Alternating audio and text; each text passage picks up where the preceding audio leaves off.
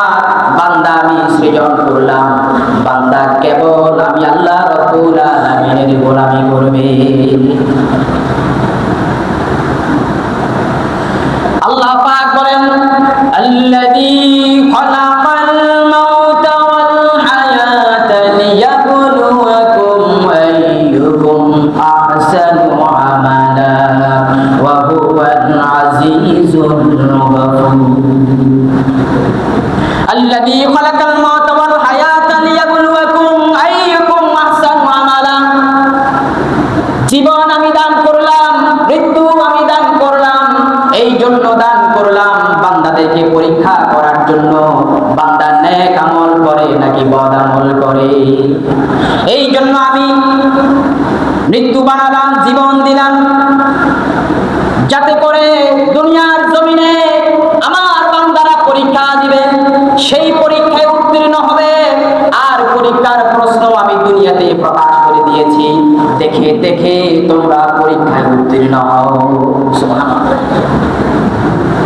দুনিয়াতে এমন কোনো পরীক্ষা নাই, এমন কোনো এক্সাম নাই যে এক্সামিনেশনের আগে পরীক্ষার প্রশ্নটা, এক্সামিনেশনের কোশ্চেনটা প্রকাশ করে দেওয়া হয়, পাবলিশ করে দেওয়া হয়। এমন কোনো পরীক্ষা হয় না। কিন্তু আল্লাহ পাক এমন একটা পরীক্ষার বন্দোবস্ত করেছেন যে পরীক্ষার প্রশ্ন আল্লাহ পাক আগেই আউট করে দিয়েছে। সুবহানাল্লাহ। পরীক্ষার প্রশ্ন আউট করছেন না?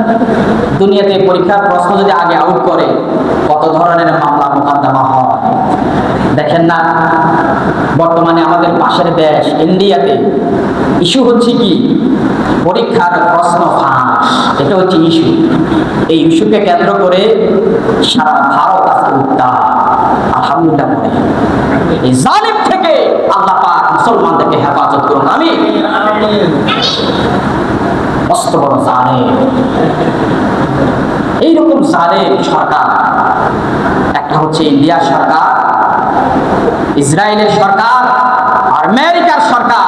এই তিন সরকার হচ্ছে মুসলমানের জন্য বিস্ফোরা, বীজ বৃক্ষ। এই বীজ বৃক্ষ, এই বিস্ফোরাকে মূল থেকে উৎপাদন করতে হবে, ঠিক কিনা? আমি আহ্বান জানাই পৃথিবীর জমিনের যত মুসলমান আছে সব মুসলমান একত্রিত হয়ে তাদের বিরুদ্ধে আন্দোলন করা দরকার। এটা মুসলমানদের চিরসত্য, অথচ আমরা বুঝি না। আমাদের মুসলমান বন্ধু হয় 2টা, হিন্দু বন্ধু হয় 3টা, 5টা। আর বলে কি মুসলমান বন্ধুর চাইতে হিন্দু বন্ধু নাকি খুব মজাদার, খুব ভালো লাগে। অথচ আল্লাহ পাক কোরআন